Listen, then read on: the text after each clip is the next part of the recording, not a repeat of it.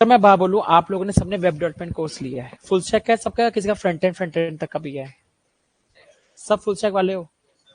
ये full stack होती क्या चीज है? अगर आप कोई टेक्नोलॉजी अभी पढ़ोगे, फुल स्टैक है क्या चीज? फ्रंट एंड बैक एंड है वो तो चलो मतलब ठीक है, डेटाबेस है। फुल स्टैक एप्लीकेशन होती क्या है मेरी? अगर मुझे रियल टाइम पे उसे बताना हो तो फुल स्टैक एप्लीकेशन मेरी होती क्या है? आपका जैसे फ्रंट एंड होता है, ठीक है, फ्रंट एंड से क्या आता है, हर फॉर्म वगैरह सारा का सारा यूआई होता है आपका, ठीक है। यूआई फॉर्म फिल होके किधर जाता है, आपके डेटाबेस में जाता है। Database is use for encryptions, decryptions, manipulations, authentications, tokens लगाने, जहाँ पे सारी सारे आपके सर्वर पे मैनिपुलेशंस होती हैं। और अल्टीमेटली डेटा किधर जाता है आपका, स्टोर कहाँ पे, परमानेंट स्टोरेज की आपकी डेटाबेस। परमानेंट स्टोरेज तो आपकी डेटाबेस ही है, राइट। इट मींस जो चीज फ्रंट एंड से चलती है, डेटा कब आपका सर्वर पर आता है, सर्वर कब से कब आपका डेटाबेस में जाता है, और डेटाबेस से कैसे फैच होके डेटा आपके सर्वर पर आता है, और सर्वर से डेटा फिर कैसे फ्रंट एंड पे दिखता है, ये जो कंप्लीट फ्लो ऑफ डेटा है, इसी को फुल स्टैक एप्लीकेशंस कहते हैं। जब आप फुल स्टैक एप्लीकेशन के डेवलपर बन जाओगे, तब आपको प्रेजेंटली मोस्टली फोकस किस पे करना होता है कि मेरा डेटा इस समय बैठा कहां पर हुआ है। फ्रंट एंड पे डेटा बैठा हुआ है, सर्वर पर बैठा हुआ है, या डेटाबेस से बैठा हुआ है। क्या डेटाबेस से डेटा चल पड़ा है, मेरा सर्वर तक पहुंचा है? अगर सर्वर तक नहीं पहुंचा तो एरर कहां पे जनरेट हुई है, डेटाबेस में। अगर मेरा सर्वर से डेटा चल पड़ा है और फ्रंट एंड पे नहीं पहुंचा, तो दिक्कत कहां से हुई है? फ्रंट एंड में तो पहुंचा ही नहीं है, तो कहां पे? सर्वर से दिक्कत है, ठीक है। और अगर आप फॉर्म फिल कर रहे हो, फॉर्म फिल करते समय डेटा किधर जा रहा है, सर्वर पर जाएगा, वो सर्वर तक पहुंचा ही नहीं, तो दिक्कत किसकी है? फ्रंट एंड से दिक्कत है, जो भेज ही नहीं पाया। ये सारा सारा जो सिनेरियो होता है, डेटा को कैसे भेजा जाता है, डेटा को कैसे रिसीव किया जाता है, ये आपकी फुल स्टैक एप्लीकेशन है। ये कंप्लीट आपकी जो 6-7 महीने की जर्नी है, ये सब सीखोगे आप। इसमें सारे मिडलवेयर्स, ऑथेंटिकेशन टोकन्स, जेडब्ल्यूटी टोकन्स लगाने, आपकी रिस्ट्रिक्शंस लगानी, मिडलवेयर्स लगाने, ये सारी सारी चीजें हम सीखेंगे। आज की क्लास में जो मैं बताऊंगा वो एक बताऊंगा बेसिक आर्किटेक्चर, ठीक है। आज की क्लास क्या होगी, किसी भी आपके फ्रंट एंड में रिएक्ट है, आई होप सबके फ्रंट एंड में रिएक्ट ही है, या एंगुलर भी है किसी के? सबके रिएक्ट है। और उस पर क्या है, बैकएंड में जावा है, सबके नोड है, सबके जावा है। सारे स्टूडेंट जावा के हो? चलो ठीक है।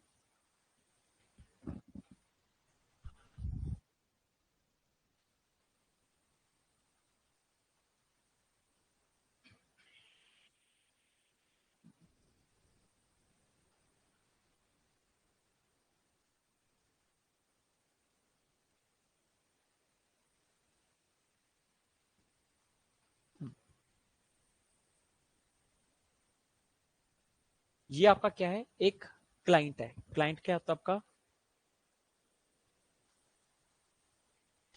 क्लाइंट कुछ होता है, आपका ब्राउजर होता है। ब्राउजर क्या, मेरे फोन में भी ब्राउजर है, मेरे डेस्कटॉप में ब्राउजर है, टैब में भी ब्राउजर है। जो ब्राउजर है वही क्लाइंट है, ठीक है। ब्राउजर को क्या समझ आता है, अगर मैं बात बोलूं, ब्राउजर को क्या समझ आता है? आपकी HTML,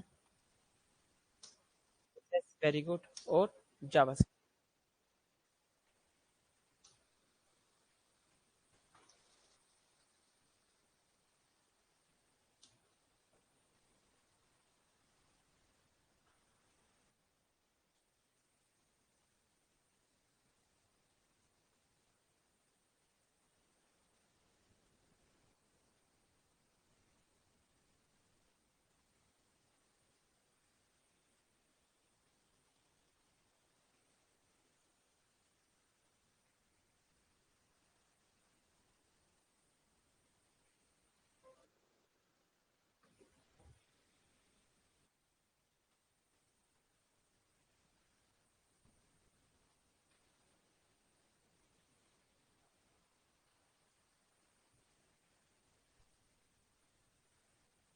ठीक है,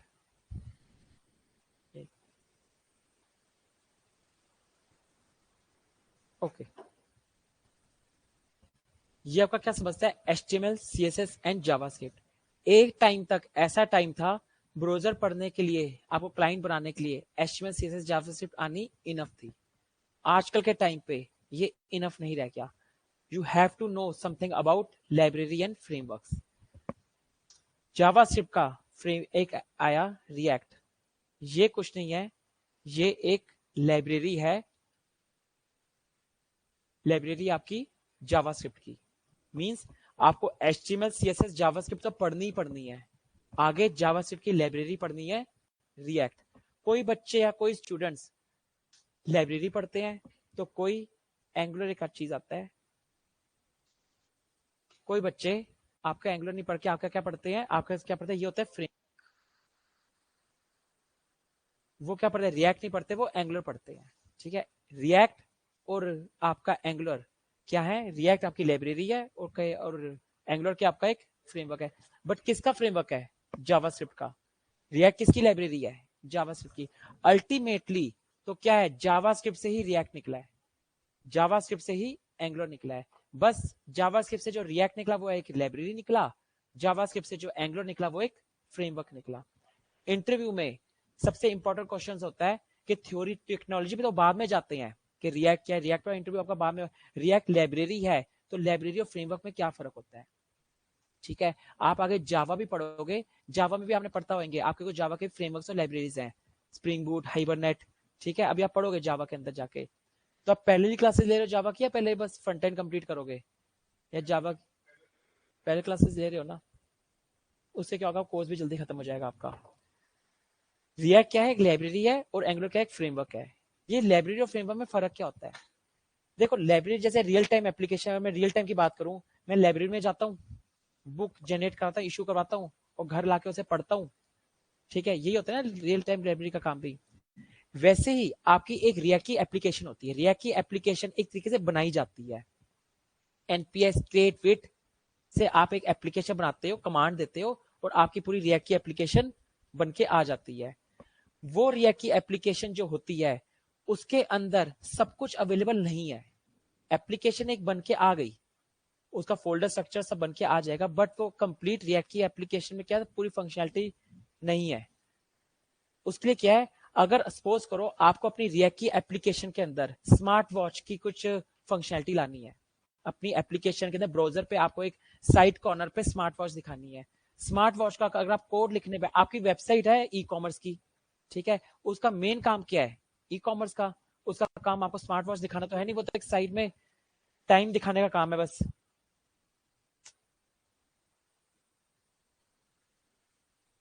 ठीक है, तो क्या करते हैं, एक थर्ड पार्टी लाइब्रेरी है, जगह है, एक ऐसी जगह जिस जगह का नाम है एनपीएम.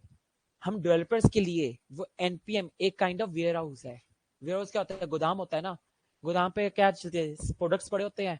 हम डेवलपर्स के लिए एक एनपीएम ऐसी साइट है, ऐसा वेयर हाउस है, जहां पे 40,000 से ज्यादा कोड बने बनाए लिख के पड़े हुए हैं. हाँ, वो एक तरह का पैकेज है, वहां पे बने बनाए पैकेज लिखे हुए हैं. वो साइट कैसी है, मैं आपको दिखाई देता हूँ.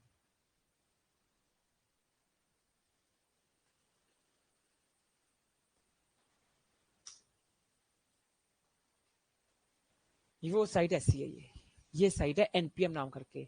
यहाँ पर 40,000 से ज्यादा एक पैकेजेस अवेलेबल है. इन पैकेजेस को उठाओ और अपनी रिएक्ट की एप्लीकेशन में इंस्टॉल कर लो. जैसा पैकेज उठाओगे वैसी फंक्शनलिटी तुम्हारी रिएक्ट की एप्लीकेशन में चलनी स्टार्ट हो जाएगी. स्मार्ट वॉच की फंक्शनलिटी उठानी है, स्मार्ट वॉच के यहाँ से पैकेज उठाओ, बना बनाया पूरा कोड है, उस कोड को कहने में कॉपी और पेस्ट करना है. वो पैकेज को, कोड भी कॉपी नहीं करना, बस वो पैकेज को कॉपी पेस्ट करना है, और आपके रिएक्ट के एप्लीकेशन में वो चलनी स्टार्ट हो जाएगी. रिएक्ट आपका क्या है, सिंगल पेज एप्लीकेशन है. सिंगल पेज एप्लीकेशंस क्या होती हैं, जैसे कि आपका ऊपर होता है नैब बार, यहाँ पर home, about us, contact us, help. आप एक पेज से दूसरे पे क्लिक जब करते हो तो ये आप देखते हो, ये जो रिफ्रेश आइकन होता है, ये रिफ्रेश होता है पेज थोड़ी देर के लिए. ठीक है, जो ये रिफ्रेश होता है ना page, it mean single page application नहीं है. इसका भी मैं आपको प्रैक्टिकल दिखाता हूँ क्या होता है. एक साइट है नासा,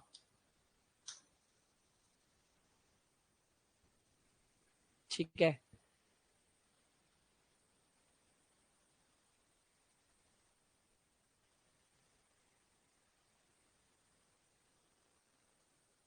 आप देख रहे हो ऊपर मेरा पेज रिफ्रेश होता है, मैं जब एक से दूसरे पे जाता हूँ, देखो आप. हाँ जी,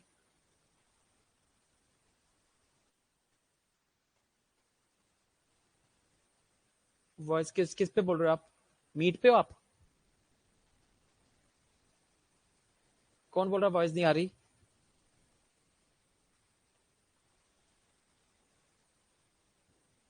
किससे बोला वॉइस नहीं आ रही? नितिन, आवाज आ रही है बेटा आपको? आ रही है, ठीक है। देखो, नासा की अगर मैं साइट पे जाऊं, आप नासा की साइट पे जाकर मैं इस पे क्लिक कर रहा हूं, आप देख रहे हो ऊपर ब्लिंक हुआ है ये, इस पे फोकस करो, इस क्रॉस पे फोकस करो, यहाँ पर इस रिफ्रेश आइकन पे फोकस करो। मैं एक टैब से दूसरे टैब पे जब जा रहा हूँ, आप देख रहे हो ब्लिंक हो रहा है ये, इट मीन ये सिंगल पेज एप्लीकेशन नहीं है। सिंगल पेज एप्लीकेशन ये पहले के टाइम पे वेबसाइट बनी हुई है, नासा ये अपडेट नहीं हुई।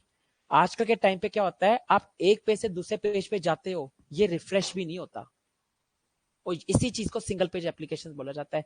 इससे क्या होता है, इसका लॉस पता क्या है, जब आप एक पेज से दूसरे पेज पे गए ना, तो जो आपने HTML CSS लिखी थी वो फिर से आपके ब्राउजर में रीलोड होती है, और वो जब फिर से ब्राउजर में रीलोड होती है तो यूजर का जो एक्सपीरियंस मिलता है वो स्लो डाउन मिलता है। और ये अगर मैं बताऊं सिंगल पेज एप्लीकेशन की, अगर रिएक्ट सिंगल पेज एप्लीकेशन बनाता है तो रिएक्ट की जो ऑफिशियल डॉक्यूमेंटेशन होगी वो खुद भी फिर सिंगल पेज पे बनी होगी। तो रिएक्ट की सिंगल पेज, एक रिएक्ट की साइट ओपन करके देख लेते हैं।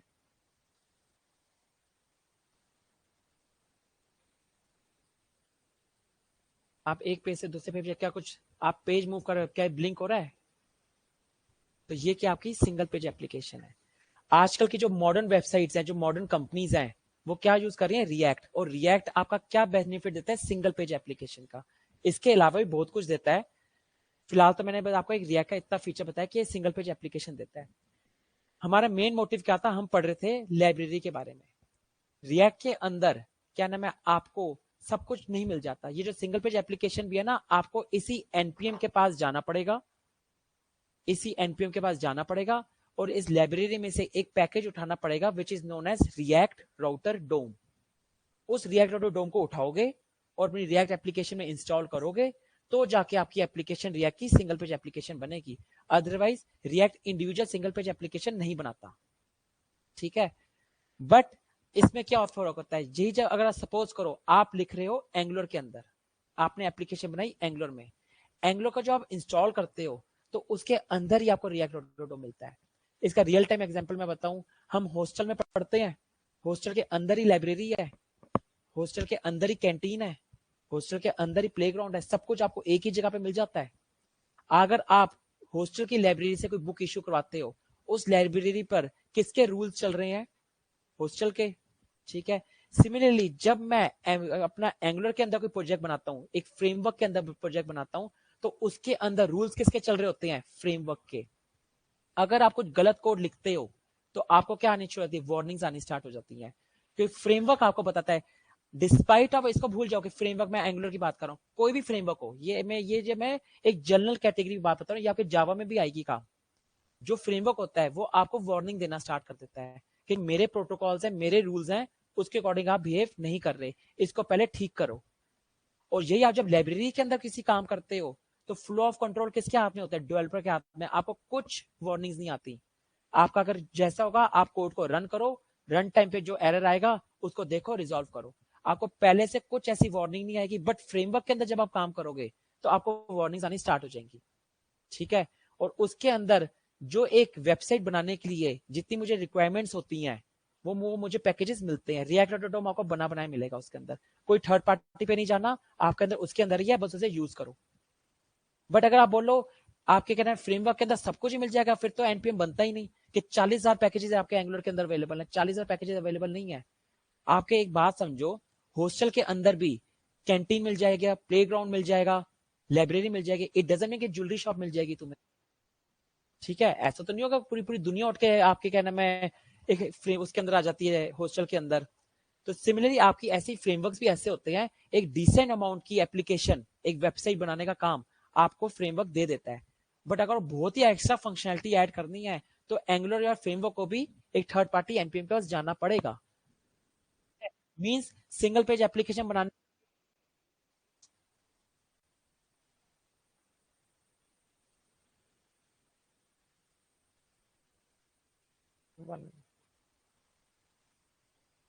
मींस सिंगल पेज एप्लीकेशन बनाने के लिए आपको बाहर नहीं जाना, एंगुलर खुद दे देगा, पर रिएक्ट में आपको क्या करना, बाहर जाना पड़ेगा।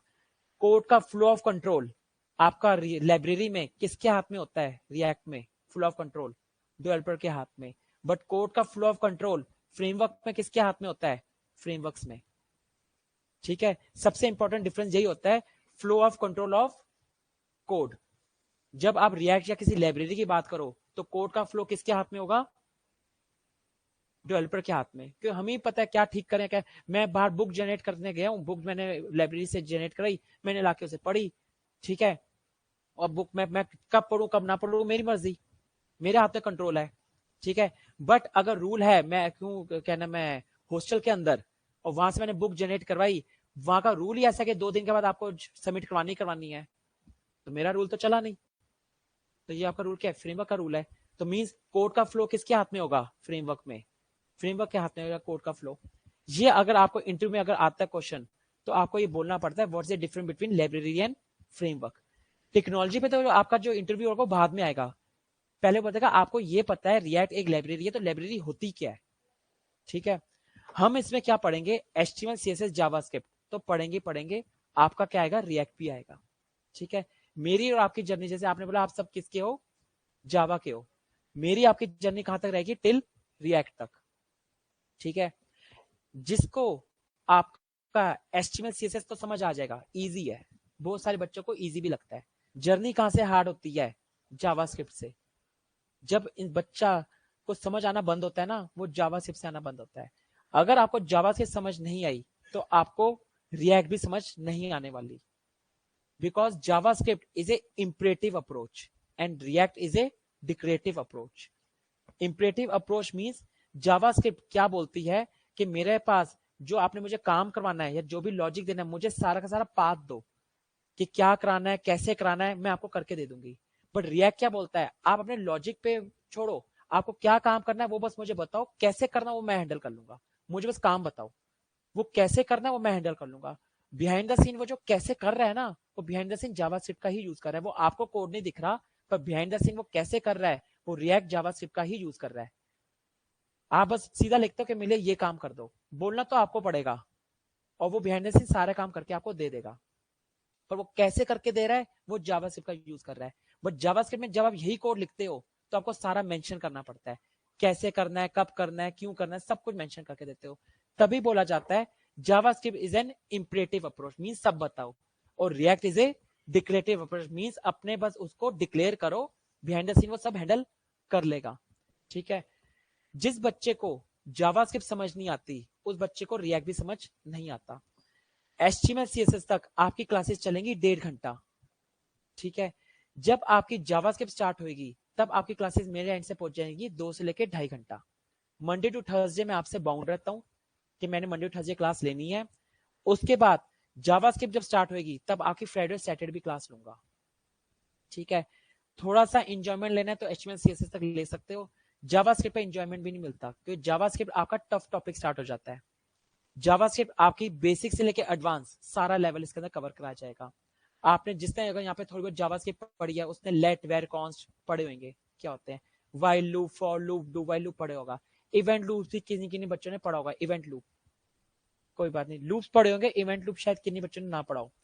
इसके ऊपर बियॉन्ड भी और चीजें आती है, इवेंट बबलिंग, इवेंट कैप्चरिंग, ठीक है, आपके क्या नाम है, डीबाउंसिंग, थ्रॉटलिंग, करिंग फंक्शंस, क्लोजर्स। आपका ये जो होता है ना, वेबसाइट पे जाते हो, ए टाइप करते हो तो सारा का सारा ए से सबसे ऊपर अमेजोन हो जाता है, ये सारा सारा जावास में कैसे काम हो रहा है, डिबाउंसिंग के थ्रू हो रहा है। आजकल की जावास्क्रिप्ट इतनी मॉडर्न हो गई है, पहले आपकी जावास्क्रिप्ट कहां चलती थी, बस ब्राउजर के अंदर ही चलती थी। आज आपकी जावास्क्रिप्ट इतनी एडवांस हो गई है, ये सर्वर साइड पे भी पहुंच गई है। जो बच्चे नोट पढ़ते हैं उनको पता है कि मेरी जावास्क्रिप्ट सर्वर साइड पे भी पहुंच गई है।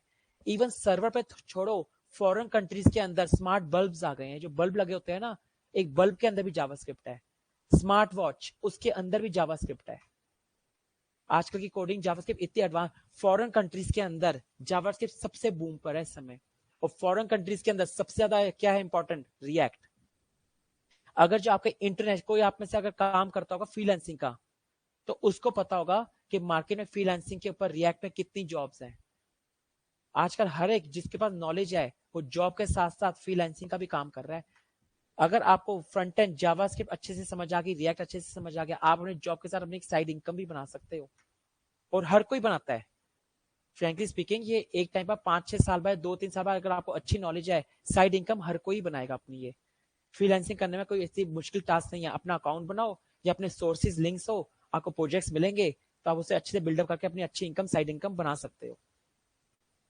इसमें HTML में आप क्या पढ़ोगे? HTML4 तो सारा पढ़ोगे। इसमें आप क्या पढ़ोगे? अपना HTML5। HTML5 ने मुझे क्या क्या नए फीचर्स दिए? वीडियो टैग, ऑडियो टैग, ठीक है। इससे मुझे SVG दिया, कैनवस दिया। आपको देखते हो ना, जो हम पेंटिंग बनाते हैं कैनवस पे बनाते हैं, ये कैनवस मुझे किस पे मिल गया? मुझे HTML5 में मिल गया। जिसको थोड़ा HTML पढ़ा होगा, मुझे पता है सब थोड़ा बहुत HTML पढ़ के आए होंगे। इसके अंदर एट्रीब्यूट्स होते हैं। आपके HTML4 के अंदर कस्टम एट्रीब्यूट्स बनाना प्रोसेस नहीं था, बट HTML5 जब आया, अपने एट्रीब्यूट्स आप खुद बना सकते हो। अपने प्री डिफाइंड छोड़ के अपने कस्टम एट्रीब्यूट्स आप खुद बना सकते हो। जियो लोकेशन, मेरा क्लाइंट कहां बैठा है, उसका लैटिट्यूड एल्टीट्यूड क्या है, मैं सारा का सारा कैसे उठा सकता हूं? हाँ जी सर। हाँ जी सर। हाँ जी सर, लाया हूँ। हाँ, पक्का पक्का, definitely. Okay sir, okay sir.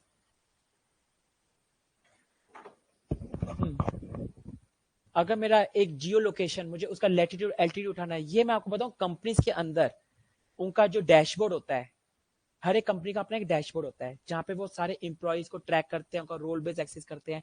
जो आपकी इंटरनेशनल कंपनीज होती हैं, मल्टीनेशनल कंपनीज होती हैं, उनके कुछ क्लाइंट कहाँ बैठे हैं? इंडिया बैठे हैं, कुछ क्लाइंट नेपाल बैठे हैं, ठीक है, ऐसे होता है। तो अपने क्लाइंट का क्या लोकेशन है, कैसे उठाते हैं? लैटिट्यूड एल्टीट्यूड से उठाते हैं। एक होता है गूगल मैप। गूगल मैप किस पे वर्क कर रहा है? इसी पे तो वर्क कर रहा है आपका सारा। ये सारी सारी फीचर मुझे किससे दिए? जियो लोकेशन की, आपके HTML5 ने दिए हैं। जब अचानक से कनेक्शन कट जाता है सिस्टम, और जो कनेक्शन फिर से लाइट आती है, कनेक्शन मिलता है, तो आता है ऊपर ऑप्शन पेज रिस्टोर की ऑप्शन। ये किससे दिया? HTML5 ने दिया है। पहले ये चीजें नहीं थी। ये सारी सारी चीजें क्या HTML5 ने मुझे दी। CSS, HTML देखो क्या है, HTML is just define the structure of your web page, ठीक है। ये क्या देता है? आपके स्ट्रक्चर बताता है आपके वेब पेज का। मींस मैं इस पे बटन्स बना सकता हूँ, हेडिंग्स बना सकता हूँ। बट CSS क्या करता है? उसी की डिजाइनिंग और स्टाइलिंग का काम करता है। फॉर एग्जाम्पल, मेरी बॉडी का स्ट्रक्चर क्या है, मेरा स्केलेटन बताएगा, ठीक है। मेरी आंखों का कलर क्या है, मेरे बालों का कलर क्या है, मेरी स्किन का कलर क्या है, ये क्या मेरी डिजाइनिंग है। अगर मैं इसी को वेबसाइट में ले जाऊं तो ये मुझे कौन बताएगी? CSS। बट हाँ जी, बट मैं क्या सोच रहा हूं, मेरा क्या थिंकिंग प्रोसेस है, ये क्या मेरा ब्रेन बताता है मुझे। सिमिलरली अगर जावास्क्रिप्ट में क्या करना है, अगर आपको अपनी वेबसाइट को डायनेमिक बनाना है, हेलो सर, कैसे हो? अगर आपको अपनी वेबसाइट को डायनेमिक बनाना है तो कैसे चलेगा? जावास्क्रिप्ट से चलेगा। मींस अगर मैं बोल सकता हूं, JavaScript is a brain of web page. अगर देखो, आप HTML से एक बटन बना सकते हो, CSS से उस बटन की कलरिंग कर सकते हो, बट बटन पे क्लिक होने पर मेरा डेटा उठ के डेटाबेस में चला जाए, ये काम कौन करेगा? जावास्क्रिप्ट ही करेगी। तो मींस क्या है? JavaScript is a brain of web page. अगर जावास्क्रिप्ट नहीं है, और सिंपल लैंग्वेज में बोलो, JavaScript is used to make our web pages dynamic. दो चीजें होती हैं, स्टैटिक और डायनेमिक। ये चीज नाम सुने होंगे। स्टैटिक होती है जो आपकी फिक्स रहती है, डायनेमिक होती है जो अपनी वैल्यू को बदलती रहती है, ठीक है। स्टैटिक चीजें होती है जो मुझे दिख, जो होती है रीड ऑनली। स्टैटिक चीजें होती है जो मुझे बस रीड ऑनली होती हैं, और आपकी कहना डायनेमिक क्या होते हैं? रीड और राइट दोनों होते हैं, ठीक है। आपकी जावास्क्रिप्ट क्या है? डायनेमिक लैंग्वेज है। ये आपकी फंक्शनलिटी ऐसी परफॉर्म करती है, आपको क्या इवेंट ट्रिगर्स करने हैं, सारा का सारा काम क्या है? जावास्क्रिप्ट ही देखती है। ये जावास्क्रिप्ट की लाइब्रेरी क्या पढ़ेंगे हम? रिएक्ट पढ़ेंगे। अब रिएक्ट के क्या है? हुक्स हैं, फंक्शन कंपोनेंट्स है और क्लास कंपोनेंट्स है। React is divided into two components, one is function components, other is class component. Class component market से डेप्रिकेट हो गए हैं, अब चले गए हैं। बट जो पुरानी कंपनीज हैं उनमें आज भी कोड क्लास कंपोनेंट में लिखा हुआ है, और एक मिनट में या एक दिन में ये बच्चों का काम नहीं होता कि पूरी कंपनी का कोड फंक्शन कंपोनेंट से उठा के क्लास कंपोनेंट पे ले आ जाए। तो कंपनीज क्या कर रही हैं? फ्रीलांसर्स अपॉइंट कर रही हैं। उनका कोड क्या लिखा है? क्लास कंपोनेंट में लिखा है। अभी भी इंप्लॉइज उन कंपनीज में क्लास कंपोनेंट के ऊपर ही काम कर रहे हैं, बट उन्होंने क्या डेवलपमेंट मोड में फ्रीलांसर्स को या आपको बोलो एक्स्ट्रा फ्रेशर्स को रख लिया है, वो सारे के सारे कोड को क्लास कंपोनेंट्स को कन्वर्ट कर रहे हैं फंक्शन कंपोनेंट्स में, बट अभी वो लाइव नहीं हुए। कितनी कंपनीज ऐसी हैं जिनका काम अभी चल रहा है क्लास कंपोनेंट में, चल वो एक दिन में अगर अगर सारे क्लास कंपोनेंट को फंक्शन कंपोनेंट में कन्वर्ट करने बैठ गए तो 2-3-4 महीने लग जाए, तो कंपनी बंद थोड़ा करेंगे तब तक। साइड बाय साइड एक होता है प्रोडक्शन मोड और एक होता है डेवलपमेंट मोड। डेवलपमेंट मोड वो होता है जहां पे आप अपने कोड को डेवलप कर रहे होते हो, और प्रोडक्शन मोड वो होता है जो आपके इंटरनेट पे डिप्लॉय हो चुका होता है। तो जो कंपनीज चल रही हैं वो अभी भी किस पे चल रही हैं, आपके लाइव मोड में चल रही है, क्लास कंपोनेंट्स के ऊपर चल रही है। बट साइड बाय साइड उन्होंने क्या फ्रीलांसर अपॉइंट्स कर ली है कि मेरे ये पूरा पूरा कोड है, इस क्लास कंपोनेंट को फंक्शन कंपोनेंट कन्वर्ट करो, क्योंकि ऑफिशियल रिएक्ट की ऑफिशियल साइट पे आ गया है, कुछ टाइम बाद ये डेप्रिकेट हो जाएंगे। इट मीन अगर ये डेप्रिकेट हो गए तो जो इनके अंदर फंक्शन चल रहे हैं वो चलने बंद हो जाएंगे, तो उनके उस दिन तो सीधा सीधा वेबसाइट ही धड़ाम से बंद हो जाएगी। तो वो उन्होंने क्या कर दिया, पहले से कन्वर्ट करने स्टार्ट कर दिया। इस वजह से मार्केट में रिएक्ट की बहुत जॉब बढ़ गई है, ये रीजन है रिएक्ट की जॉब बढ़ने का। ठीक है, प्लस में जितने फ्रीलांसिंग प्रोजेक्ट्स नए आ रहे हैं सब आपके क्या आ रहे हैं, फंक्शन कंपोनेंट्स के ऊपर ही आ रहे हैं। चलो ठीक है, हम आगे चल के पढ़ेंगे फंक्शन कंपोनेंट्स के अंदर हुक्स पढ़ेंगे, वो सारा का बात की सिलेबस है। ये आपका एक क्लाइंट होता है, क्लाइंट आपका सारा का सारा ऐसा ही होता है। रिएक्ट भी आपका क्या है, एक फ्रंट एंड ही है, ये भी आपका बटन बटन सब ऐसा यूआई बनाएगा, सब कुछ ही आपका ही बना के देगा। तो ये सारी सारी चीजें कहाँ चलेंगी, आपकी फ्रंट एंड पे चलेंगी। फ्रंट एंड से आप क्या कनेक्ट करते हो,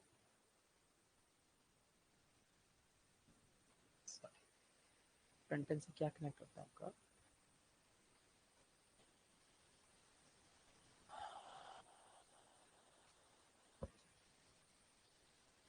से भी पूछ लेते हैं, कोई डाउट तो नहीं आ रहा ऑनलाइन स्टूडेंट्स को, ऑनलाइन स्टूडेंट्स कोई दिक्कत तो नहीं। शशिकांत राजपूत, प्रवीण, प्रशांत,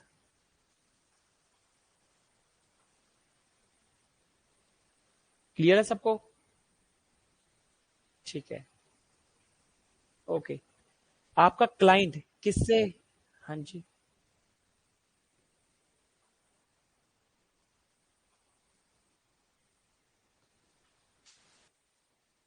नहीं मैं तो भी, नहीं नहीं मुझे पता है, मैं जो इसलिए जो टॉपिक ही स्टार्ट करा है मैंने उसी से स्टार्ट करा कि आपको एक्सपीरियंस नहीं है।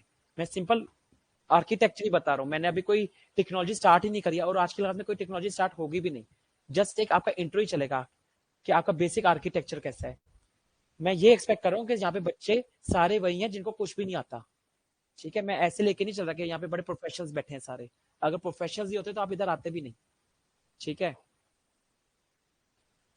क्लाइंट, ओके ओके बेटा, क्लाइंट आपका क्या करता है, रिक्वेस्ट करता है, और सर्वर हमेशा कहता है उसको रिस्पॉन्स देता है।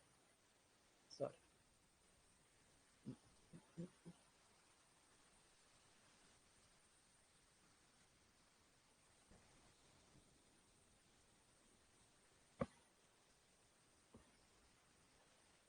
रिक्वेस्ट,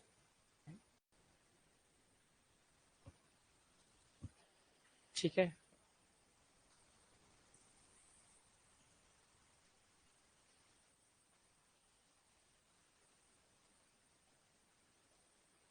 ठीक है, मैंने बोला क्लाइंट ने रिक्वेस्ट करी और सर्वर उसका रिस्पॉन्स करता है। फॉर एग्जाम्पल क्लाइंट टाइप करता है www.amazon.com, सर्वर पे रिक्वेस्ट जाती है और सर्वर से क्या रिस्पॉन्स होता है, ब्राउजर पे आपको अमेजोन वेबसाइट खुल के दिख जाती है। यही होता है नॉर्मल काम।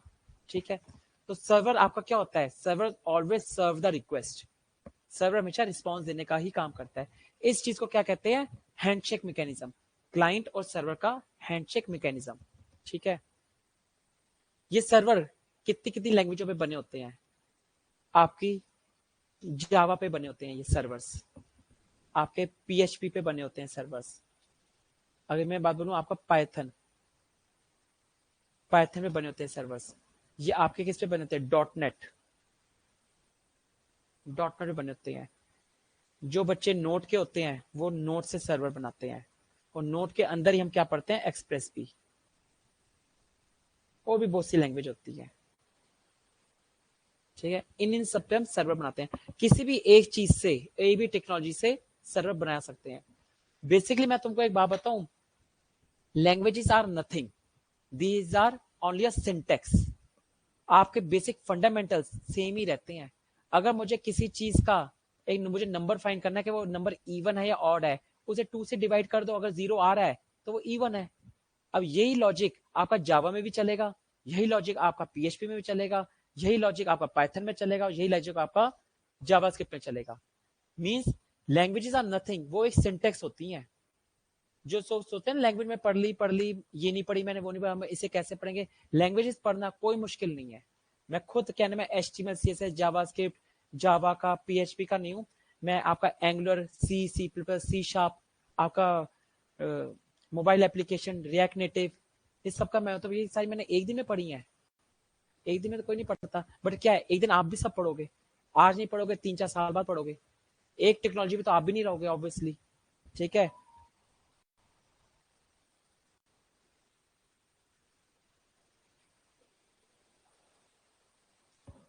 ठीक है। ये क्या बने होते हैं आपके सर्वर्स, इन पे बने होते हैं। अगर मैं बात बोलूं ये सर्वर्स किससे कनेक्ट हो रखे होते हैं, ये सर्वर्स आपके कनेक्ट हो रखे होते हैं डेटाबेस से।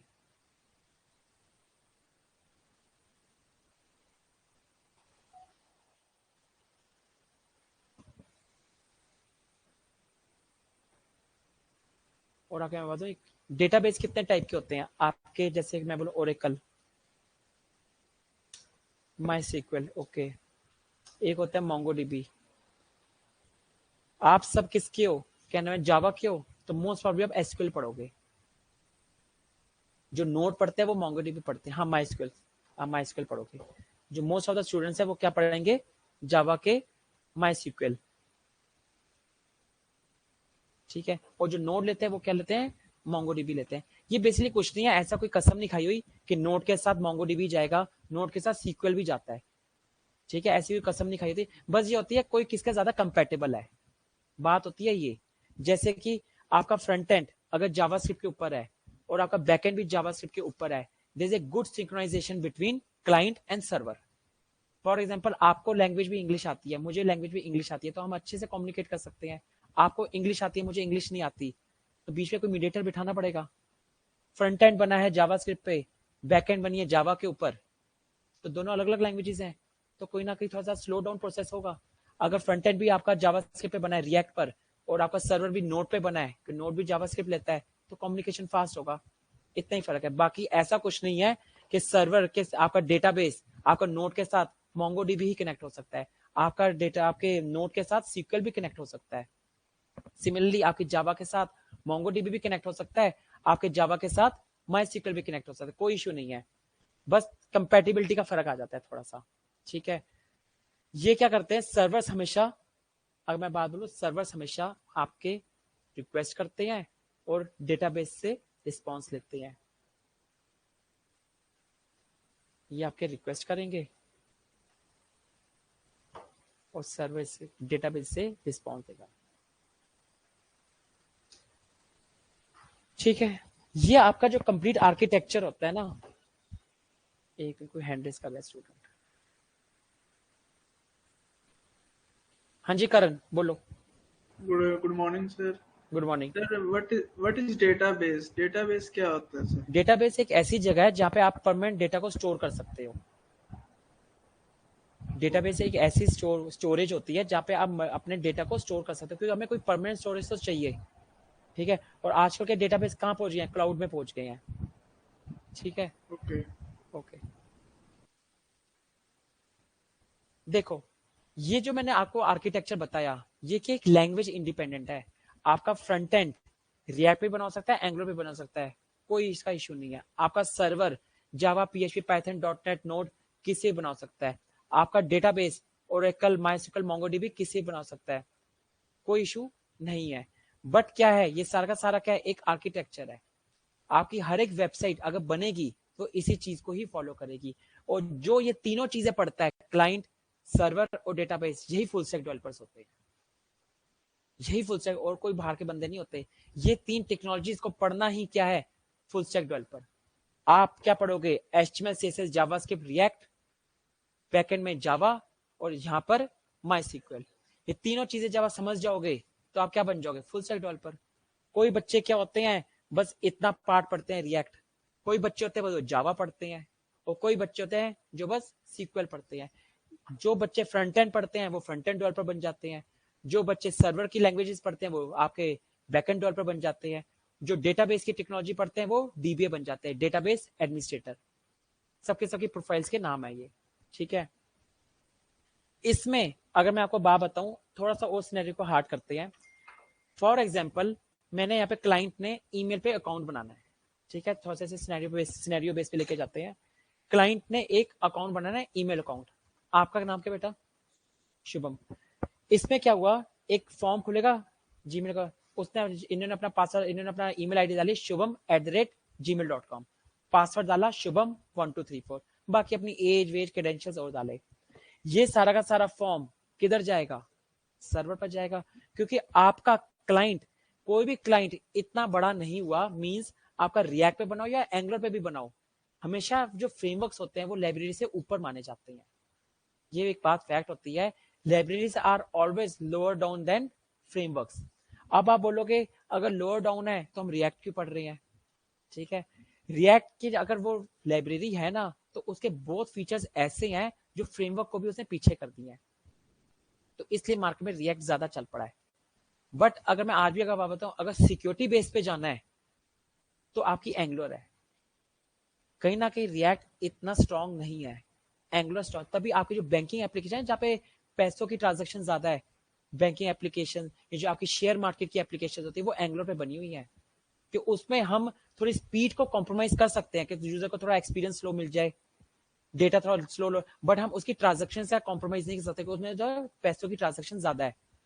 तो जो आपकी ऐसी चीजें होती है ना बिल्कुल सिक्योरिटी बैंक बेस होती है, वो एंगुलर पे बनती है।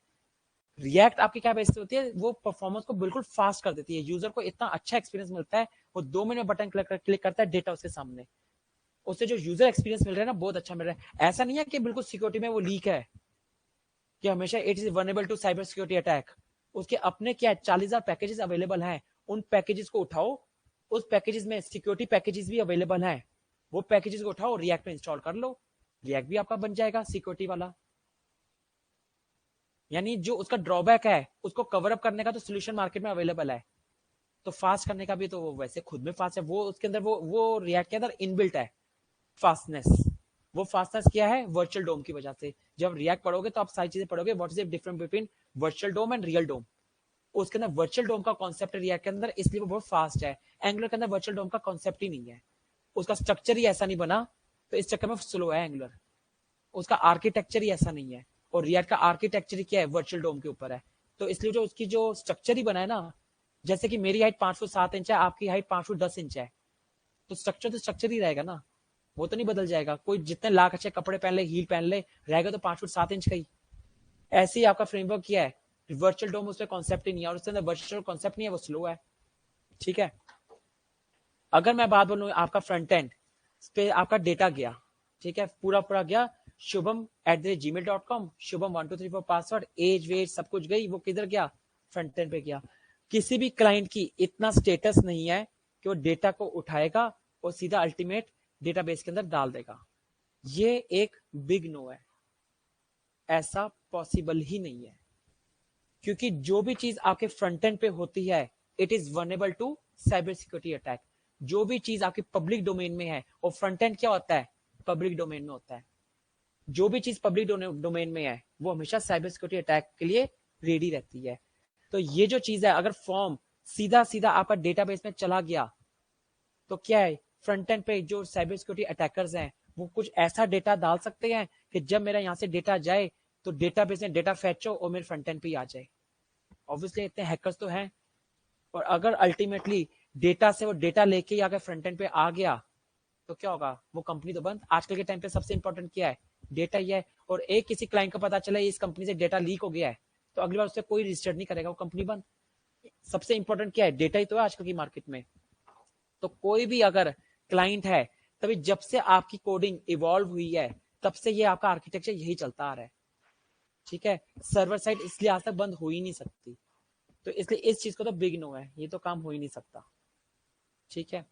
अब आपका यहां से डेटा गया, शुभम@gmail.com, शुभम1234 पासवर्ड गया और उसकी एज भी गई, सर्वर पे गई। यहां पे थोड़ी देर आके डेटा रुकता है, कि अल्टीमेटली डेटा तो आपके सर्वर पर ही आया है। यहाँ पे सर्वर साइड क्या होते हैं, मैनिपुलेशंस परफॉर्म करती हैं। जावा वावा जो बनी है ना, जावा नोड, ये इसलिए बनी है जब डेटा आए तो यहाँ पे कुछ मैनिपुलेशन परफॉर्म हुए। वो मैनिपुलेशन परफॉर्म क्या होती है, जस्ट सेकंड मैं आपको बताता हूँ। अभी समझ लो कुछ नहीं, शुभम@gmail.com, शुभम1234 पासवर्ड और क्रेडेंशियल्स डेटाबेस में गए, डेटाबेस में परमानेंट स्टोरेज हुई, तो यहाँ से डेटाबेस से एक एक्नॉलेजमेंट आएगी सर्वर के पास। सर्वर के पास लॉजिक लिखा होगा कि मेरे पास डेटाबेस से डेटा का रिकॉर्ड आ गया, तो फ्रंट एंड पे वो भेज देता है अकाउंट क्रिएटेड सक्सेसफुली। ऐसे ही होता है नॉर्मल। अब मैंने जो बोला, अगर इधर इधर डेटाबेस में क्या बैठा है, जो रिकॉर्ड गया है शुभम@gmail.com और शुभम1234 पासवर्ड। अगर सपोज करो डेटाबेस किसी तरीके से हैक हो गए, तो पासवर्ड और ईमेल आईडी दोनों चले गई, वो खोल लेगा इनका ईमेल अकाउंट, ओपन कर ले। चलो ये भी चीज छोड़ो, डेटाबेस इतनी जल्दी हैक नहीं होता, पॉसिबिलिटी है हैक होने की, बट इतनी जल्दी हैक नहीं होते कि बहुत सारी फायरवॉल्स, बहुत सारी सिक्योरिटीज लगी होती हैं।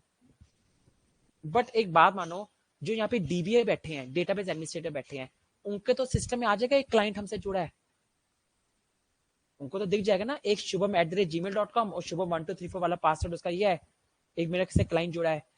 साइबर सिक्योरिटी अटैक जब होगा तो होगा, एम्प्लॉय नहीं पहले पूरा देख लिया, उस एम्प्लॉय की गारंटी है वो नहीं खोलेगा, उसके तो सिस्टम में आगे वही खोल लेगा तुम्हारी। साइबर अटैक तो जब होगा तब होगा, वो बात की बात है। एम्प्लॉय खोला, एम्प्लॉय की गारंटी वो आपका ईमेल आईडी नहीं खोलेगा, वही खोल लेगा आपकी ईमेल आईडी। मींस कुछ ऐसा तरीका होना चाहिए था कि आपका डेटा कैसे जाए, इंक्रिप्टेड फॉर्मेट में जाए। इंक्रिप्ट फॉर्मेट जानते हो क्या होता है, एक होता है इंक्रिप्ट, होता है डिक्रिप्ट। व्हाट्सएप आता है जब एड आती है एंड टू एंड इंक्रिप्टेड, मैं जब व्हाट्सएप पे किसी को हाई भेजता हूँ, सपोज करो मैंने आपको हाई भेजी व्हाट्सएप पे, ठीक है, आपको क्या लगता है वो सीधा आपके फोन में आ गई? आपके क्या होता है, जब तक वो एयर में होता है, वो पैकेट्स के फॉर्मेट में होता है। अगर डेटा ने किसी ने चोरी करनी है, तो वो इसी एयर के अंदर चोरी करेगा डेटा को, पहले आपके फोन में तो आकर चोरी करेगा नहीं। जब मैंने हाई भेजा और वो जब एयर में है पैकेट, वो पैकेट ही चोरी करने की कोशिश होगी। इसी को तो नेटवर्किंग कहते हैं, हैकिंग इसी तो कहते हैं इसे। अगर वो हाई, अभी मैं कोई आपको हाई भेज रहा हूँ, कोई इंपॉर्टेंट डेटा भेज रहा हूँ, और वो एयर के अंदर से चोरी हो जाए, दूसरे के अगर स्क्रीन पे आ जाए, तो ये बात तो गड़बड़ वाली बात है ना। जब मैं आपको हाई भेजता हूँ ना, जो वो एयर के अंदर होता है, वो इंक्रिप्टेड फॉर्मेट के अंदर होता है, mean plus minus dollar symbol ऐसा से। अगर वो हैक भी हो जाएगा ना, वो उसके उस पर कैसा दिखेगा, एक स्पेशल कैरेक्टर्स के फॉर्मेट में दिखेगा, स्लैश, अबाउट, ऐसे, परसेंटेज, सिंबल। अब वो इसे हैक भी कर लेगा तो उसको वैसा दिखा। इसी प्रोसेस को कहते हैं हाई को मैंने इंक्रिप्ट कर दिया। और हाई आपका कब जाके डिक्रिप्ट होगा, मतलब हाई आपको कब दिखेगा, उस इंक्रिप्शन फॉर्मेट से डिक्रिप्शन में कन्वर्ट करना को ही डिक्रिप्ट कहते हैं। मींस परसेंटेज स्लैश को कन्वर्ट करा मैंने हाई में। हाँ जी, हाँ जी, डिलीवर होने के बाद डिक्रिप्ट होता है। Exactly exactly. जब वो डिलीवर होगा, हाँ जी,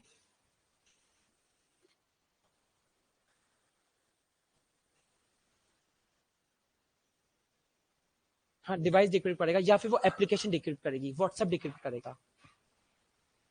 ठीक है, एग्जैक्टली exactly, ऐसे ही होता है। तो क्या है, व्हाट्सएप का तभी तो बोलते हैं एंड टू एंड एन्क्रिप्टेड, इसलिए वो एंड टू एंड एन्क्रिप्टेड कहा जाता है। मींस अगर सर्वर पे मैं डेटा जो मैंने डाला है, पासवर्ड को मुझे इंक्रिप्ट करना पड़ेगा।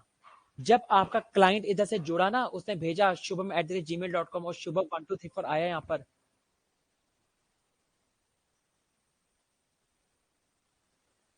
तो यहाँ पे जो आया ना, यहाँ पे सर्वर साइड पे कोडिंग होती है इंक्रिप्शन करने की।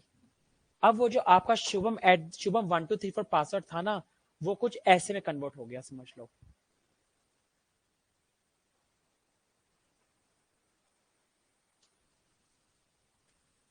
ये जो लाइन लिखी है, शुभम1234 लिखा है, ठीक है, इसका मतलब क्या है, शुभम1234। अब यहाँ पे जो उसने इंक्रिप्शन करी, डेटाबेस के अंदर जो गया ना, शुभम@gmail.com, और ये वाला जो मैंने लिखा ना, ये गया है। अब ये हैक हो जाए या डीबीए को, डीबीए को समझ आएगा ये क्या पासवर्ड लिखा हुआ है, उसे खुद ही नहीं समझ आ पाएगा। और ये किसने काम करा, आपके सर्वर ने करा। अब गड़बड़ क्या होगी, सेकेंड टाइम पे आप लॉग इन कर रहे हो, आपको थोड़ा पता है आपका पासवर्ड ये बन चुका है, आप तो शुभम 1 2 3 4 ही डालोगे।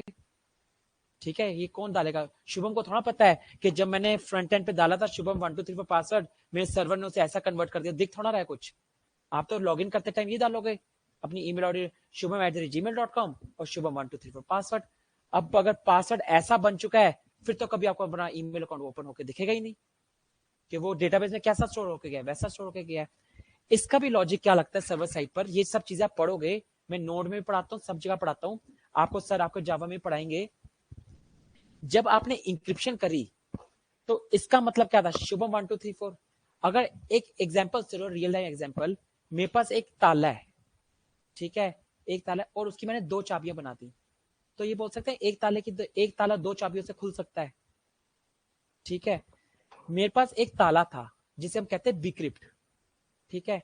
जब मैंने उसे करा तो मैंने उसकी कीज बनाई, अगर तो मेरा वो ताला उस की से भी खुल रहा है, मींस शुभम 1 2 3 4 से भी खुल रहा है और इससे भी खुल रहा है, तो मेरे ताले की दोनों चाबियां सेम है।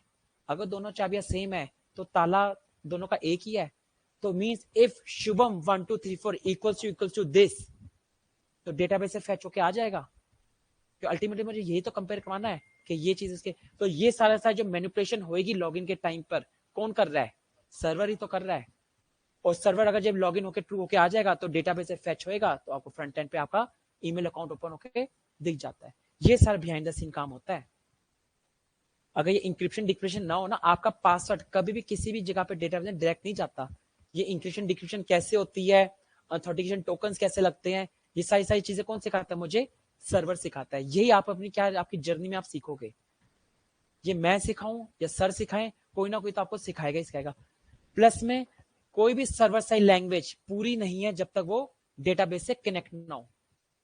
जिसने अगर आपको जावा पढ़ा दी, जिसने आपको नोट पढ़ा दिया और उसने आपको डेटाबेस से कनेक्शन ही नहीं करवाया, तो आपने कुछ बैकएंड लैंग्वेज नहीं पढ़ी।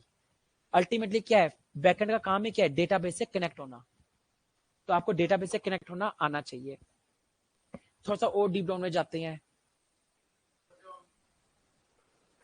फॉरगेट पासवर्ड भी इसका ही रूल होता है। वो सारा लॉजिक क्या होता है, आपका पासवर्ड आता है इधर, वो सारा फॉरगेट पासवर्ड का जो लॉजिक लगा होता है ना, कोडिंग लगी होती है, वो इधर ही लगी होती है सारी।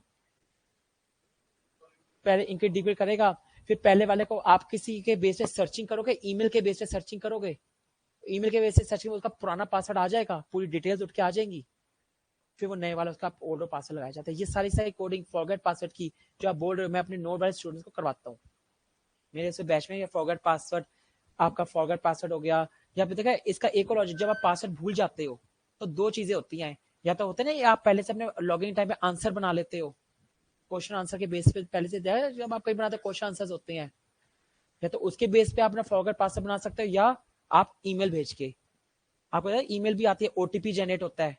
ये क्या होता है, ये सारा आपका क्या है, नोड ईमेलर है। आपको जो ओटीपी जनरेट हो, नोड ईमेलर से तो ओटीपी जनरेट होता है। ये सारे बच्चे, नोड वाले बच्चे, और आई होप आप जावा वाले बच्चे भी पढ़ोगे, ठीक है। इसमें फिर आपका क्या होता है, जब आपका यहाँ पे आएगा सर्वर पे, ये हमने पता, हाँ, जब मैंने इस पे एक चीज और लॉजिक होती है, जो आपका सर्वर होता है, ठीक है, ये एक चीज और प्रोवाइड करता है by the name middleware. Middleware के नाम से ही क्या पता चल रहा है, जो बीच में खड़ा हो जाए, मिडल, आपका ना मिडलवेयर मींस मेरे और इनके बीच में मिडल मैन।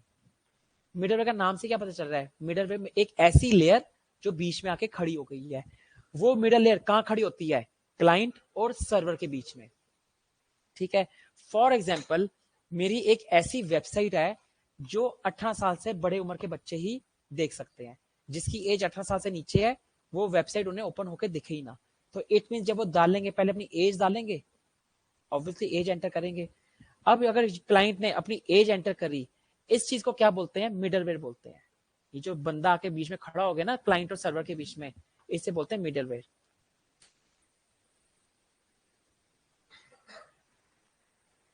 ये जो होता है ना, ये होता है आपका बीच में, और ये मिडलवेयर कोई और नहीं होता, ये आपके सर्वर ही बना के देते हैं। ये जो आपका मिडलवेयर होते हैं, इनकी कोडिंग कोई बाहर से नहीं बनी, इस सर्वर के पास ही कोडिंग होती है, इस सर्वर ही मिडलवेयर खड़े करते हैं, ठीक है।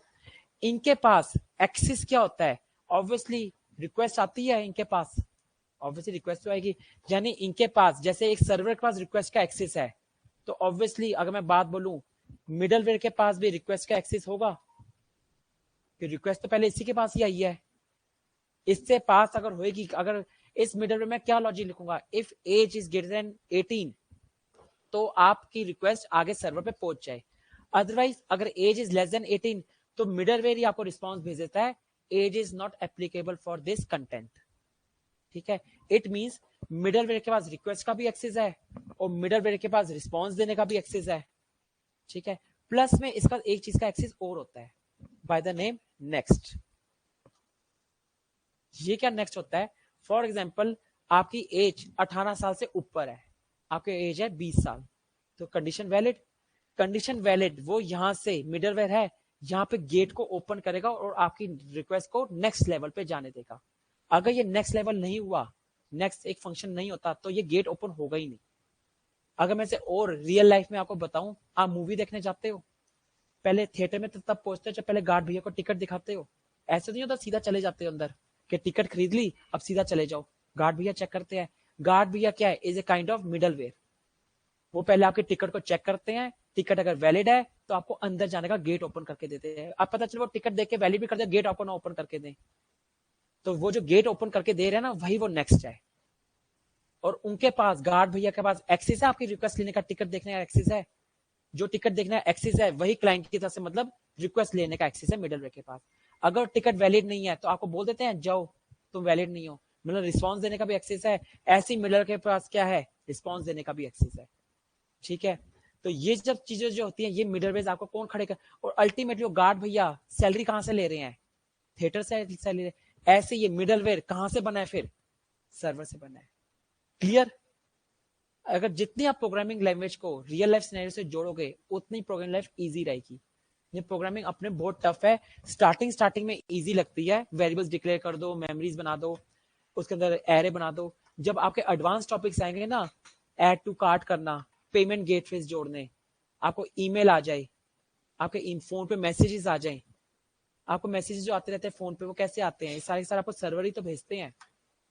ठीक है, अब ये बात बताओ, ये जो सर्वर है मेरा एक क्लाइंट के लिए तो बना नहीं है, मल्टीपल क्लाइंट्स जुड़ेंगे एक टाइम पे। इमेजिन करो, एक नया डायग्राम बनाता हूं मैं।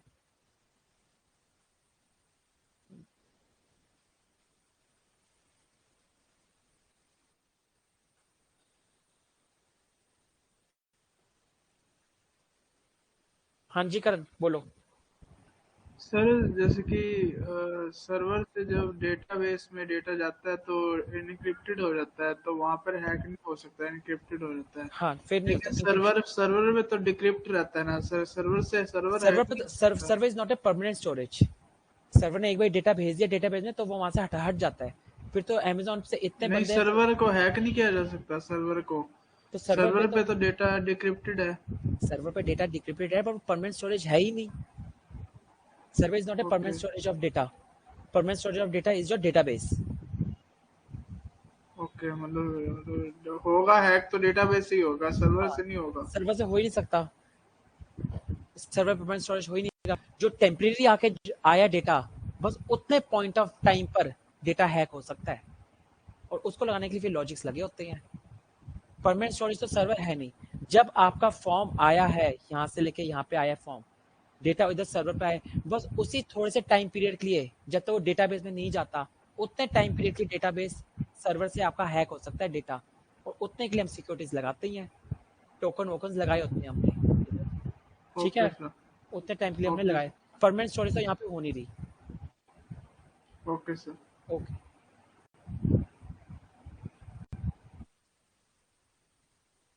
देखो अब एक बात समझो, ये मेरा, बस इसे और लेवल पे जाते हैं।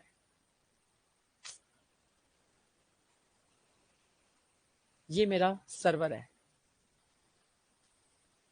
ये मेरा सर्वर है। ठीक है, इसके साथ थोड़ा इसको समझो, इसी डायग्राम को थोड़ा और जूम आउट, जूम करते हैं, थोड़ा सा और जूम करते हैं। इसके साथ एक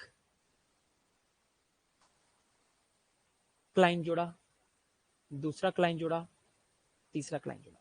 ये भी मेरा क्या है? क्लाइंट है। ये भी मेरा क्या है? क्लाइंट है। और ये भी मेरा क्या है? क्लाइंट है। ये भी इसके साथ जुड़ा, ये भी क्लाइंट इसके साथ जुड़ा, और ये भी क्लाइंट इसके साथ जुड़ा। ऑब्वियसली एक सर्वर के साथ मल्टीपल क्लाइंट जुड़ते हैं, एक सर्वर एक क्लाइंट के लिए तो बनता नहीं है, ये तो कॉमन सी बात है।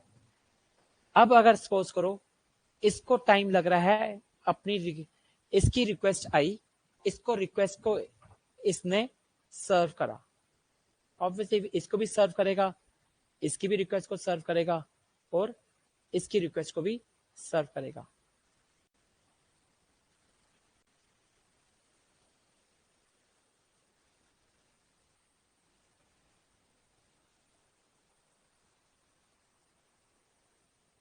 ठीक है, ऐसी तरीका चलेगा। जब पहला क्लाइंट आया, इसकी रिक्वेस्ट को सर्व करने में लगे 2 सेकंड। क्लाइंट नंबर 2 आया, अभी तो इसका टाइम चल रहा था, तो इसकी सर्वर क्या करेगा, इसको 4 सेकंड में करेगा और इसके लिए 6 सेकंड के लिए करेगा। ऐसे ऐसे मेरे मल्टीपल क्लाइंट जुड़ेंगे, तो जो सबसे लास्ट का क्लाइंट होगा उसको टाइम लगेगा। ये जो चीज होती है सर्वर पर, इसी के हम हैंडल करने को कहते हैं लोड बैलेंसिंग। अगर तो क्या है, इसी प्रोसेस को हैंडल करने के लिए कॉन्सेप्ट आया लोड बैलेंसिंग। लोड बैलेंसिंग काम कैसे होता है, अगर हम क्लस्टर्स बनाते हैं। Clusters banana, cluster is nothing but it is means making the clone of servers. Cloning क्या होती है, किसी का डुप्लीकेट चीज बनाना। इट मींस अगर सपोज करो मैं सर्वर्स बना दूं ऐसे,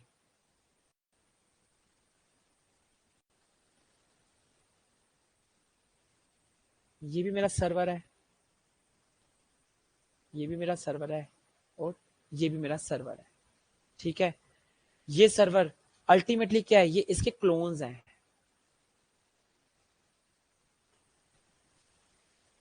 एक कॉमन सी बात है, मैं एक ह्यूमन बीइंग हूं, ठीक है, मेरे जितने हाथ होंगे मैं उतना काम कर पाऊंगा।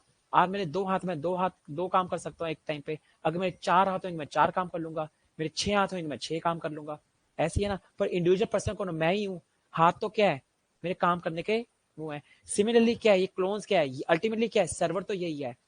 अब जो रिक्वेस्ट आती है, मैं इसका कलर चेंज करता हूँ। अब सपोज करो क्लाइंट से रिक्वेस्ट आई इससे, जब इसका रिक्वेस्ट आई तो ये इसकी रिक्वेस्ट को कहां भेज देगा, इधर भेज देगा, सीधा इसके पास। इससे रिक्वेस्ट आई तो इस सर्वर क्या करेगा, सीधा भेज देगा इसके पास। और इसकी रिक्वेस्ट आई तो ये किसके पास भेज देगा, इसके पास। ये एग्जाम्पल बता रहा हूं, ठीक है। अब इसकी जो, ये इसकी रिक्वेस्ट को इंडिविजुअल हैंडल कर रहा है, ये इसकी रिक्वेस्ट को इंडिविजुअल हैंडल कर रहा है, ये इसकी रिक्वेस्ट को इंडिविजुअल हैंडल कर रहा है। ये भी अब क्या है, इसको भी रिस्पॉन्स 2 सेकंड में, इसको भी रिस्पॉन्स 2 सेकंड में, इसको भी रिस्पॉन्स 2 सेकंड में। जब एक बंदा लगा पड़ा था एक हाथ से, अब उसका हमने मल्टीपल हाथ बना दिए, तो सबको क्या होगा, क्लाइंट्स, सारे क्लाइंट सेटिस्फाइड। इसी कॉन्सेप्ट को क्या कहते हैं, लोड बैलेंसिंग। देखो आज की क्लास क्या चल रही है, आज की क्लास वो चल रही है कि आप अपनी पूरी जर्नी में सीखोगे क्या क्या। टेक्नोलॉजी तो आपकी कल से स्टार्ट होगी, ठीक है।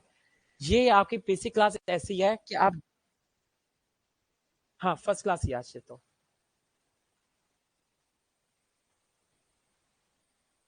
ठीक है। ये आपका क्या होगा, आपका क्लाइंट, इसी चीज को क्या कहते हैं, क्लस्टर्स बना। अब आप बोलोगे यार ठीक है, मेरा सर्वर है, मैं क्या बना दूंगा। अब यहाँ एक एग्जांपल और सुनो। सपोज करो मेरा एक और क्लाइंट जुड़ा बाद में, 4th क्लाइंट, एक क्लाइंट नंबर एक और जुड़ा, ये क्या जुड़ा, 4th क्लाइंट। दो, अब आप क्या सोचते हो, ये वाले इसकी रिक्वेस्ट किसके पास जाएगी, इसी चीज को कहते हैं आपका जो जो चलता है ना क्लोनिंग पर चल जाए, इसी कौन सी, ये किस पे चलता है, एक डीएसए के, डीएसए पता है, कुछ डीएसए नाम की चीज होती है, डेटा स्ट्रक्चर। जो आपके क्या नाम है फ्रेशर्स होते हैं वो बस कोड लिखते हैं, और जो आपके एक्सपीरियंस होते हैं वो ऑप्टिमाइज कोड लिखते हैं। डीएसए आपको क्या नॉलेज देता है, ऑप्टिमाइज कोड लिखने की। यही फर्क है एक 20,000 वाले बंदे की सैलरी में, और यही फर्क है एक 2 लाख महीने की सैलरी में। जो 20 वाला बंदा है वो अपने शाम को टीएल को क्या दिखाना में बिलीव रखता है कि मेरा कोड रन हो गया, मुझे मेरी छुट्टी करो, ठीक है। और जो एक फ्रेश, जो एक्सपीरियंस बंदा होता है वो शाम तक ऑप्टिमाइज कोड लिख के देता है। मींस टाइम कॉम्प्लेक्सिटी भी कम लगे, स्पेस कॉम्प्लेक्सिटी भी कम लगे। एक जो कोड होता है ना, एक आपका प्रोग्राम होता है, वो किस पे बेस होता है, टाइम कॉम्प्लेक्सिटी पे, स्पेस एक आपका प्रोग्राम रैम के अंदर कितनी मेमोरी ले रहा है, कितनी स्पेस ले रहा है, इसे कहते हैं स्पेस की कॉम्प्लेक्सिटी।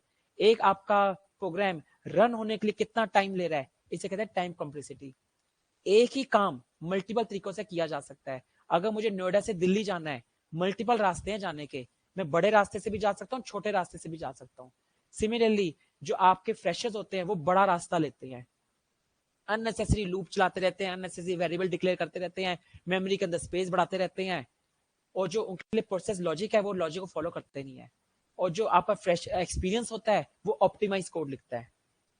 यही फर्क है 20,000 की सैलरी में और धीरे धीरे करके जर्नी में ही समझ आता है, एकदम से जर्नी में समझ नहीं आता, ठीक है। अब अगर सपोज करो मेरे पास एक क्लाइंट जुड़ा, ठीक है, इतनी देर में क्या हुआ, इसकी रिक्वेस्ट सर्व हो चुकी। अब जो मेरा फोर्थ क्लाइंट जुड़ेगा ना, वो किस पे जुड़ेगा, उसकी रिक्वेस्ट किस पे जाएगी, फर्स्ट वाले पर। जो फिफ्थ जुड़ेगा उसकी रिक्वेस्ट किस पे जाएगी, इस वाले पर। और जो मेरा एक और जुड़ेगा सिक्स, वो किसकी रिक्वेस्ट किस पे जाएगी, इस पे। फिर और मेरा जुड़ेगा, उसकी रिक्वेस्ट किस पे जाएगी, इस पर।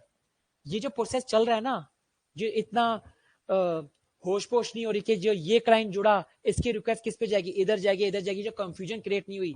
जो मेरा फोर्थ नंबर क्लाइंट जुड़ा और मेरी रिक्वेस्ट इसी पे गई, इसी कॉन्सेप्ट को कहते हैं round robin algorithm. Round robin algorithm, इसी चीज को क्या कहते हैं, राउंड। देखो हर एक एल्गोरिथम का नाम होते हैं। जब आपकी रिक्वेस्ट एक पे गई, दूसरे पे गई, तीसरे पे गई, चौथा आया तो ऑटोमेटिकली इस पे चली जाए।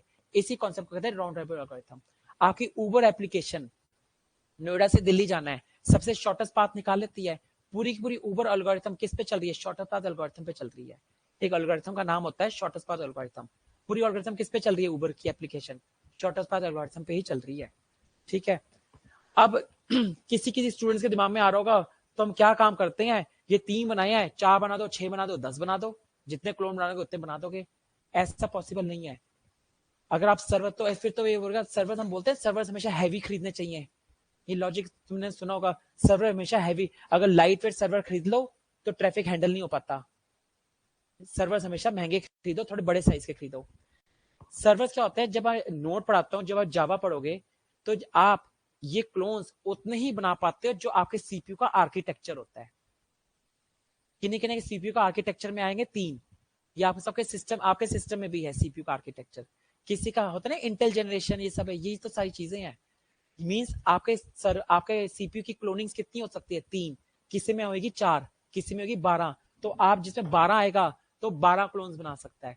किसके 3 आएगा तो 3 क्लोन से ऊपर नहीं ज्यादा बना सकते, सीपीयू नहीं है तो बना ही नहीं सकते। ठीक है, पॉसिबिलिटी नहीं है। ठीक है, जैसे कि एक बात बताऊं, हम ह्यूमन बीइंग है, मेरी कॉन्फ़िगरेशन क्या हो रखी है, 2 हाथ की हो रखी है। बट अगर वही अगर डॉग है तो उसके 4 हाथ की कॉन्फ़िगरेशन हो रखी है। ठीक है, वो उसकी कॉन्फ़िगरेशन है। हम ह्यूमन बीइंग्स की अपनी कॉन्फ़िगरेशन, हमारे 2 हाथ से ऊपर ज्यादा हाथ हो ही नहीं सकते, हमारे 4 हाथ तो निकल ही नहीं सकते। यानी मेरा सीपीयू कैसा है, 2 हाथ वाला ही है। डॉग के क्या होते हैं, 4 हाथ होते हैं। ये जो मकड़ी होती है उसके 8 होते हैं। ठीक है, तो ये क्या है, तो कॉन्फ़िगरेशन का बात है सारी। राइट, ये जो चीज थी ये आपके, तो मैंने डीप डाउन में इसलिए बता दी कि जस्ट कि आपको पता होना चाहिए। ये आप अपने जावा में भी सीखोगे, क्लोनिंग बनानी है, सब चीजें सीखोगे। डेटाबेस से कनेक्टिविटी करनी, डेटाबेस से डेटा को फेच करके लाना, फुल स्टैक एप्लीकेशन बनानी, ये जो होता है एलएमएस पोर्टल पूरा बनाना, लर्निंग मैनेजमेंट सिस्टम बनाना। क्या होता है लर्निंग मैनेजमेंट सिस्टम, ये तो होता है क्लाइंट आए, स्टूडेंट्स आएंगे अपने अकॉर्डिंग मेरे सर्वर पे आएंगे, रिक्वेस्ट करेंगे, जो कोर्स लेंगे उस अकॉर्डिंग फीस लेंगे, अपना अकाउंट रजिस्टर करेंगे और क्लासेस लेंगे। ये सारी चीजें क्या होती है, एलएमएस पोर्टल ही तो होता है। ऑब्वियसली एट द एंड आप ये एक्सपेक्ट करोगे कि हमने फुल स्टैक कोर्स लिया है तो हमारे हाथ में फुल स्टैक प्रोजेक्ट भी होना चाहिए। ये आपकी एक्सपेक्टेशन क्या है, it is not your expectation, it is your right. अगर आपने फुल स्टैक एप्लीकेशन कोर्स में लिया है तो आपके हाथ में क्या होना चाहिए, फुल स्टैक का प्रोजेक्ट भी होना चाहिए। अल्टीमेटली क्या है, प्रोजेक्ट इज योर शोकेस। अगर आपके हाथ में प्रोजेक्ट ही नहीं होगा तो आप ये अपने एचआर को क्या दिखाओगे। राइट, तो ये क्या है, प्रोजेक्ट इज योर शोकेस। मैं भी जब आपको एचटीएमएल यहां तक कराऊंगा, जब एचटीएमएल सीएसएस जावास्क्रिप्ट रिएक्ट, मैं अपने एंड से आपको प्रोजेक्ट बना के ही भेजूंगा। मेरे एंड से प्रोजेक्ट बन के जाएंगे आपके पास, और फिर आप किधर हैंड ओवर हो जाओगे, सर के पास। चलो आप तो साइड बाय साइड चल ही रहे हो, खैर सर के पास जो जो ले रहा है, तो ठीक है। ऐसी कुछ हमारी जर्नी रहेगी। कल से हम क्या स्टार्ट करेंगे, एचटीएमएल। ठीक है, एचटीएमएल। हाँ जी,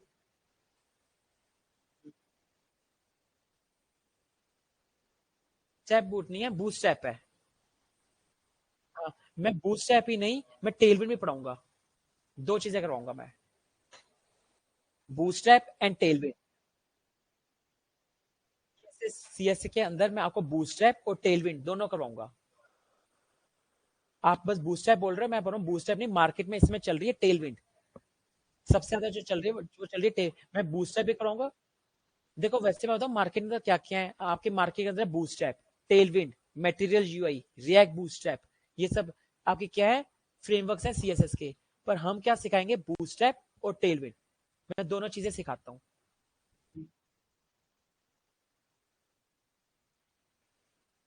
नहीं बूटस्ट्रैप आप बूस्ट ऐसे आप बूटस्ट्रैप को अलग से कैटेगरी मत करो, Bootstrap is a part of CSS. हाँ, Tailwind is a part of CSS. ऐसे तो आप जावास्क्रिप्ट को भी कैटेगराइज कर लो, सिंक्रोनस और asynchronous. JavaScript means complete, synchronous भी करवाई जाएगी और असिंक्रोनस भी करवाई जाएगी। हाँ जी, ये bootstrap is a part of CSS, कोई बूटस्ट्रैप अलग चीज नहीं है, bootstrap is A framework of CSS. Tailwind is also a framework of CSS. वैसे तो मैं आपको बताता हूँ और चीज, ये जो आप बूस्टरअप और टेलविन बोल रहे हो ना, मार्केट में आजकल क्या आ गया, प्री प्रोसेसर्स आ गए हैं सीएसएस के। ये घर जाके आप सर्च करना, one is Sass, another is less. दो हैं प्रोसेस, प्री प्रोसेसर्स। सीएसएस के फ्रेमवर्क्स क्या है, Bootstrap, Tailwind, material UI, React Bootstrap. But क्या है, फ्रेमवर्क्स हैं। सीएसएस के प्री प्रोसेसर्स आ गए मार्केट में, which is a Sass and Less. आपने जिसने सीएसएस पढ़ी है, सीएसएस में किसी ने वेरिएबल्स नहीं बनाए होंगे, सीएस में किसी ने लूप्स नहीं चलाई होंगी, सीएस में किसी ने आजकल फंक्शंस नहीं चलाए होंगे। ये भी चीजें आ गई हैं सीएसएस में अब। और जो आपके बड़े बड़े इंटरनेशनल प्रोजेक्ट्स है, जो फ्रीलांसिंग का प्रोजेक्ट लेते हैं, जैसे हम कोई भी लेता है प्रोजेक्ट, तो वो क्या है, मार्केट अकॉर्डिंग हमें चलना पड़ता है।